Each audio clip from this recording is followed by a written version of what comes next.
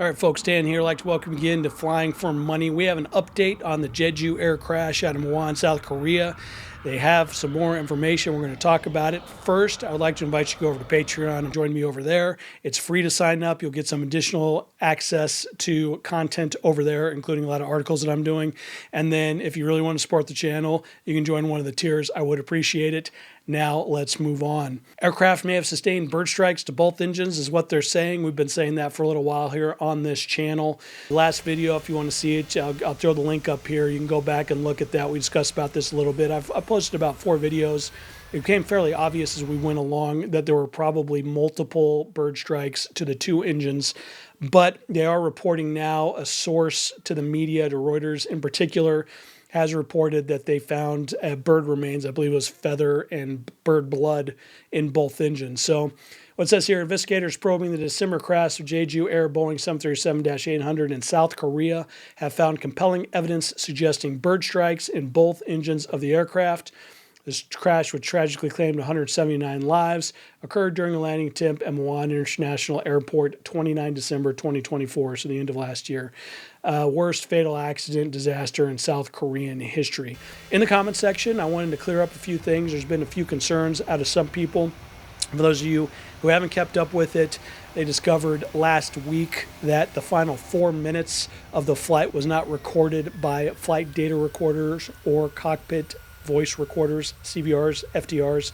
Did not record the last 4 minutes of the flight, which would indicate potentially a total failure of the normal electrical system.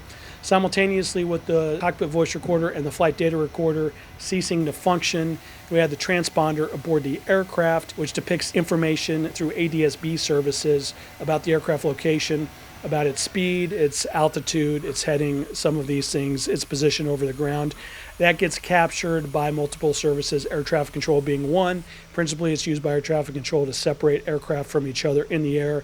But Flight Radar Data 24, an online service, also captures that and records it. We have access to that.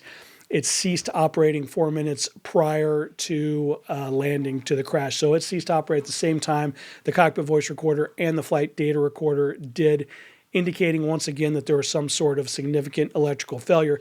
A few people have complained, saying that flight data recorders and cockpit voice recorders have backup batteries or backup electrical sources, in particular in the aircraft, and we're looking at the electrical configuration of the aircraft, that it would be connected to the battery through one of these buses that the battery will power in the event that the normal electrical or the AC electrical system fails. Now, this is true in the U.S. The FAA, for quite some time, at the behest of the NTSB, has required backup sources to record data in the event of a total electrical failure.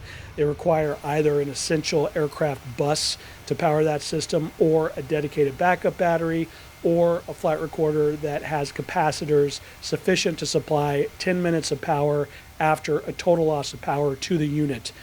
This aircraft, of course, was being operated out of South Korea, so it appears as though that was not a requirement in South Korea. And you do have to understand, there are many 737-800s flying. They've been manufactured for a good 20 plus years at this point. There's a lot of different entities, a lot of different airlines, a lot of different configurations, a lot of different rules in different countries. And so it shouldn't be a surprise if some have more sort of components or more redundancy in certain areas than in others. In the US, you would probably have some sort of a flight data recorder or a cockpit voice recorder. In South Korea, if it's not a requirement, those recorders may have been powered by the AC transfer buses, and once you lost both generators, those buses would no longer be powered, and then you would lose cockpit voice recorder, flight data recorder, and the transponder, which is what happened. So we don't have those recorders, but what we do have is the information that we don't have those recorders, which indicates a significant loss of electrical power in flight, namely the AC electrical system. So you can see here on this diagram, we have generator 1, generator 2, APU, that's auxiliary power unit, small turbine engine in the tail of the aircraft. Normally, that is not powered during flight, so that generator is not going to be used during flight. The normal configuration, generator 1, generator 2, are going to supply power to their respective transfer buses, and from there to a slew of other AC buses, and then also to these transformer rectifiers, which turn AC power into DC power, supply power to the DC buses through a battery charger, charges the batteries. So the AC system does all of this. One generator is capable of supplying power to the entire aircraft, but just barely. It could just barely supply power to the entire aircraft. You generally want to shed some components with only one generator, primarily here galley buses that power the galleys, the ovens and stuff like that, which obviously you don't need in a pinch. In the data that we have, in the video that we have, we can see the initial, what appears to be bird strike. It may have occurred before this video on the ground, but we can see sparks coming out of the number 1 and number 2 engines.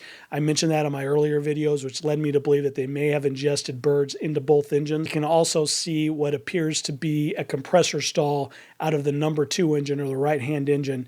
And that would indicate damage to the engine, but it would also indicate that the engine had not shut down. So if the computers cannot control the engine to at least an idle speed setting, they will shut the engine down. They'll take fuel away from the engine and shut the engine down.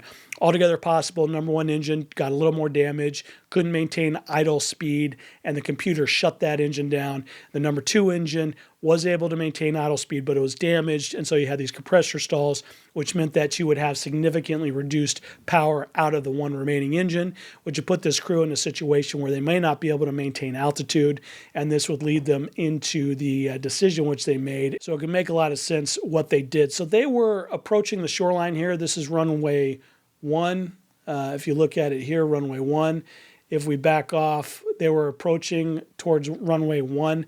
The video that was taken right here by the shoreline, and the building is right by the shoreline. The video them aloft of the number 2 engine having some compressor stalls. And then they sort of deviated off here to the left as they went around. And then somewhere around here, I think, decided they needed to get on the ground right now. They couldn't maintain altitude. They had limited thrust on only one engine, so they had a significant decrease in thrust to keep the aircraft aloft. And they made the decision, which makes sense to me, that to go ahead and go to 19, because 19, you just have to come out here, you make a right 180 and you're on the runway. If you're out here to get back to runway 1, you have to make 360 degrees worth of turn to get back to that runway. So quite a bit more turn to get back to the runway. Quickest way, if you figure it out around here, is just continue down, make a 180, come down. And unfortunately, as we know now, they have this right here, which is localizer. It helps pilots to orient with the runway on instrument approaches when they can't see the runway. They can orient with the runway. The localizer is the antenna that allows them to do that.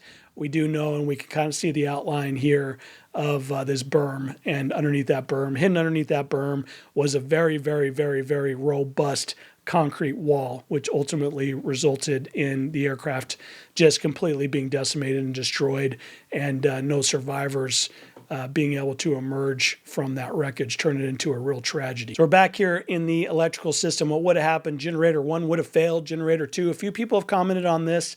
We do see in the video, in the flare, it appears as though the number 2 engine is still producing power. It's still producing at least idle thrust. We can see the exhaust gases coming out of that engine on the video, the heat plume coming out of the engine, which would indicate that it was still turning at least at idle thrust. At idle thrust, it should be turning the number 2 generator. They said so, the number 2 generator was available. It seems obvious that it wasn't due to the failure of the FDR, the CVR, and the transponder. It seems fairly evident that it wasn't. So number 1 engine fails, number 1 generator drops offline. Number 2 generator, it's an AC system, so it runs at 400 hertz. And what that means is that the generator needs to turn at a constant speed to produce that hertz, to produce that frequency.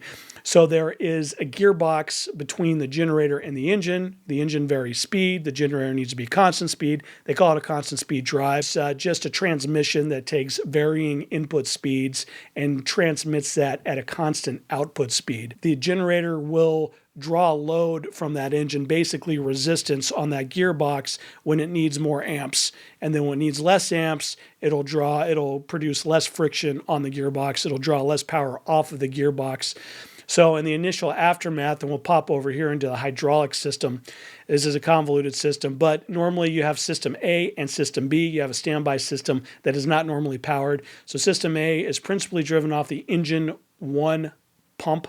It's a mechanical pump, and then it has a backup electric pump that flows half the rate of the engine one pump. So it needs a little help when it comes to retracting the gear. But it will power all the components, just not with quite as much hydraulic flow.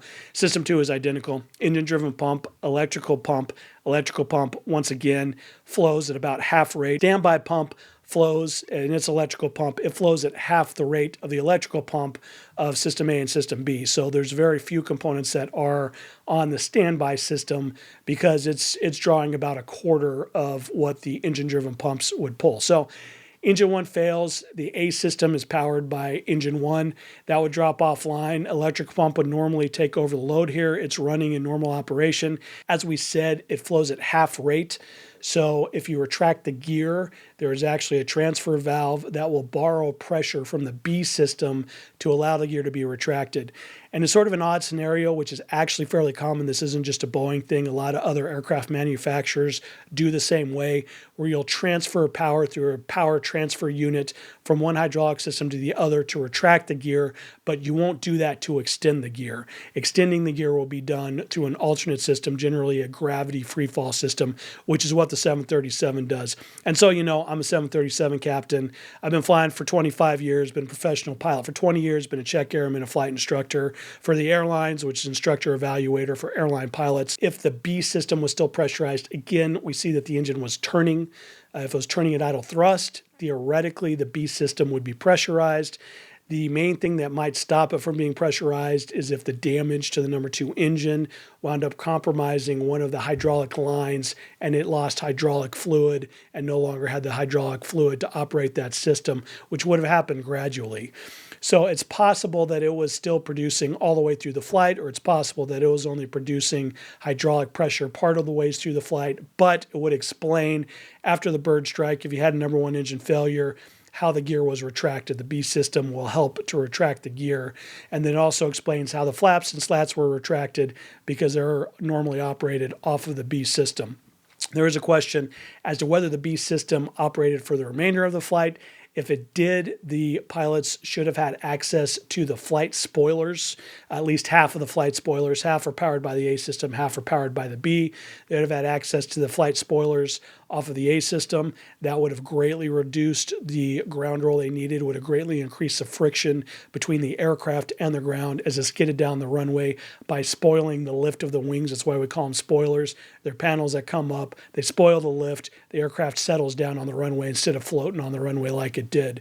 And then they also would have had normal flap and slat extension, which would have produced more drag, again, reduced the ground roll that they needed, and would have also have slowed the aircraft down when it touched down. It can fly at slower airspeeds with those extended. Those do not appear to have been extended by the video that we have. They were either very slightly extended or not extended at all based upon the video that we have of the aircraft skidding down the runway. So the question is, did the pilots forget to extend all this stuff, or did the B system fail at some point as well? So as we're talking about the electrical system and the fact that the generator 2 theoretically would have been turning, when you have surges in the number 2 engine combined with this high hydraulic load, if you're retracting the gear, if you're retracting the flaps, both of that could be loading up the B system. And if you have an issue with the engine 2 pump and you're surging that engine 2 pump because the engine speed is surging, the electric pump may be alternating heavy load, heavy load, light load. And then you have the generator that if it gets out of sync with the engine speed and the constant speed drive, you can certainly see a scenario. I know it sounds kind of complex, but a scenario where the generator 2 would trip. It would basically overload and trip. If that's what happened, it's actually fairly simple to regain power to the generator 2. For the most part, you simply switch the generator switch off, and then you switch it back on. Generator switch being right here. Number 2 generator, you'd switch that off, and then you'd switch it back on, and then it could reset and then start applying electrical source to the aircraft again, which would have done a lot to help the crew out. It would have allowed them to extend the gear normally, extend the flaps normally. They very well may have been able to get on the ground and get the aircraft stopped. And unfortunately, that didn't happen. The second thing that you could do is start the APU, because there's an APU gen there, and it takes about a minute from the time that you select start on the APU to the time that power is available. You can see here it says APU gen off bus. If you can't read that, that's what it says. And that will illuminate when electrical power is available from the APU generator, and then you select the APU gen switches on, so they will power their respective side of the bus. And then all these components once again will be electrically serviced, so you have electric power to everything, including the electric hydraulic pumps on A and B systems, which means you can extend or retract the gear. You have flight spoilers, you have auto extension of the flight spoilers. When you touch down, you'll have normal flap operation, and then you'll have the full range of normal braking. You'll have anti-skid brakes, so they can hammer the brakes and get the aircraft stopped. Unfortunately, we're not going to get a lot of details as to if they ever discussed trying to reset the generator, if they discussed turning on the auxiliary power unit. I should mention, with an engine failure, there's going to be a lot of annunciator lights that are going to illuminate on the various panels. If you have an electrical emergency that introduces itself, really the primary way that they could identify it would be the first officer display screens would go blank. In the midst of a very chaotic environment, that may have just passed them by. The captain would have probably have been flying the aircraft at that point. He may not have even noticed that those screens were blank, and the first officer loaded up. If he did notice, may not have mentioned it to the pilot, or if he did mention it to the captain, they may not have correlated that with the fact there was an electrical emergency. And if you do correlate the fact that there's an electrical emergency, then you need to recognize the number one engine-driven hydraulic pump for the A reservoir system, for the A hydraulic system, is not functioning, and that the electrical pump in an electrical emergency for the A system is not going to be working. And then on top of that, you have to recognize that the normal gear extension takes place off of the A hydraulic system. Does that sound a little bit confusing? Does that sound like the sort of a thing a pilot may know in a classroom, but in an existential crisis may not quite make the connection to? So to the degree that they didn't make that connection, this isn't an egregious sort of an error. It would be an error, but it would definitely not be an egregious error with regards to these pilots if they didn't make the correlation to the fact in an electrical emergency, they were not going to have a normal gear extension. And so they didn't think about the backup extension, which is a gravity free fall, which is a panel behind the first officer on the floor. You have to lean back, open that panel, pull 3 red handles that are attached to cables, and they release the gear and allow the gear to free fall. So the fact that they didn't do that, given the situation we're looking at, is honestly not a surprise to me. I think a significant majority of pilots would not have considered the fact that they were going to need to do a manual gear extension. And with limited thrust available, they probably didn't want to extend the gear too early. It's a very high drag item on the aircraft, and if you extend that gear too early, you could have big issues getting the aircraft back around to the runway. So they may have waited until fairly late before they extended the gear. I probably would have done the same thing. Most pilots would do the same thing. It's actually a good idea. And by the time you realize that the normal gear extension isn't working, it could be too late. You're already on the runway. You're in the flare. You can't go around. You don't have enough engine thrust to do that with partial power on one engine, and you're going to slide down the runway like they did, unfortunately. So that's the basic description here. There is also the possibility if they lost the B hydraulic system, they were on the standby hydraulic system. The standby hydraulic pump is normally powered by the AC system. I am about 90% sure, I can't find proof of it, but I'm about 90% sure that it is also powered by battery power. It is a very small pump. It is half the rate of the electric pump for the A or B system, which makes it a quarter a rate of the engine-driven pump. And I believe that the reason it's such a small pump is because it's just designed to run off a battery, and the battery has to last 30 minutes. So they power a very limited number of components off of that. The primary power source is in the normal AC system, but there has to be a backup system. If this was the only system operating in electrical emergency, then the configuration of the aircraft would make a lot of sense. The flaps and slats can be extended via the system. The flaps actually have a backup electrical motor that will extend, and the slats, and it'll do that off the battery. And the slats have a hydraulic switch that can be powered off of the standby hydraulic system, but you have to use a separate set of controls to extend and retract the flaps. They're over the captain's head, kind of backwards in an awkward place. The pilots touch that control once in training that's going to be in primary training, and then they never think about it again. So the fact in sort of a rapidly evolving situation, they may not have thought to do that would not be surprising. Thrust reversers are available off of the standby system. We do see the number 2 thrust reverser is open as the aircraft skids by in the video that we have. So that can either be powered by B system reservoir if it had power, or by the standby system. So the fact that that's open is consistent. Flight spoilers were not up, which again would be consistent with no B system. And in an electrical emergency, it may not deploy anyway. That handle may not work. So they may not have gotten those spoilers either way. So at the end of the day, we got to ask a question about the pilots, about their response to this. We can see here, this is the approach. This is a fairly stable approach until here. The descent kind of gets a little bit excessive, not too crazy, but a little bit excessive. And then it goes into a go around. So the altitude right here shows a descent. Vertical rate shows a constant descent. This would be on approach. About a 3-degree glide path. This is pretty consistent with that. And then here, this is a go around. They suddenly initiate a significant climb. It looks slight on the altitude depiction here, but that's just a scale issue. They go up at about 2,000 foot per minute from a normal descent to a climb at about 1,700 feet per minute.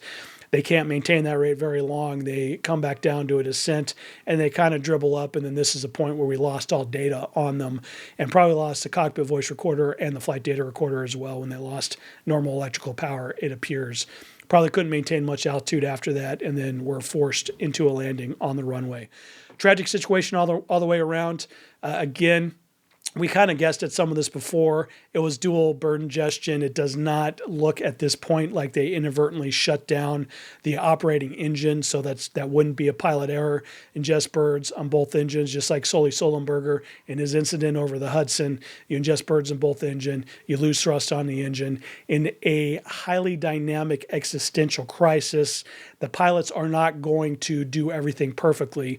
And if you read through the NTSB report, Miracle on the Hudson with Sully Sullenberger and his co-pilot Jeffrey Skiles. Both these guys, by the way, were very accomplished. Jeffrey Skiles had been a captain. He got downgraded because shrink in the wake of the Great Recession.